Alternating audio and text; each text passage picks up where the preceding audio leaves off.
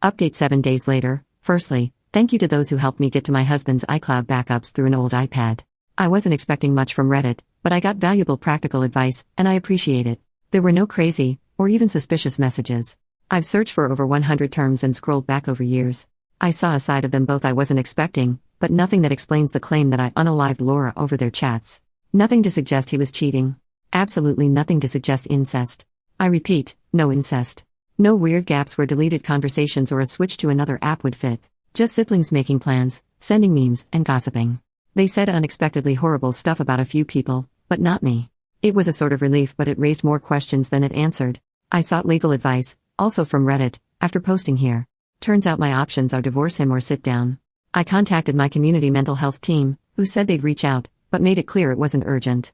I then called his mom and said that if I didn't hear from him by this weekend, I would get a solicitor and ask for a mental health assessment as part of the divorce. In response, he made a ridiculous post to Facebook, which neither of us have used in years, and everything blew up. I'm going to try to keep this brief. On Friday night, he made a long accusation on Facebook, with new information. He said he'd been planning to leave me for months with his sister's support, and I found the messages, and unalived her.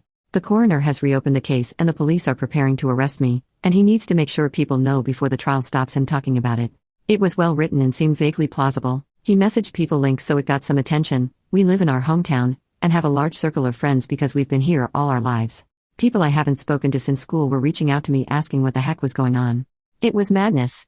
In response, I posted the export of his entire conversation history with Laura, also to Facebook, when I finally got back in.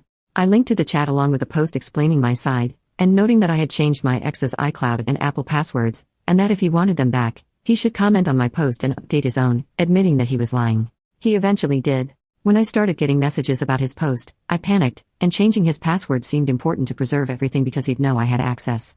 When I spoke to him the next morning, it's clear he's not having a mental episode at all, but is claiming one because he's been caught in a big lie. As soon as he was outed, he called me, clearly drunk, begging and promising to explain everything if I deleted my post. I hung up and told him to call back the next day. He did, after many missed calls and texts, and he tried to bargain and guilt-trip me with his mental health until it was clear the wrong people had seen his conversation. It's hard to describe, but it seemed fake. It was too well rehearsed, and then this morning, when it was clear he was getting nowhere, he blocked me. Begging for mercy and reciting facts about mental disorders doesn't align with someone in crisis with a sincere belief that someone unalived their sibling.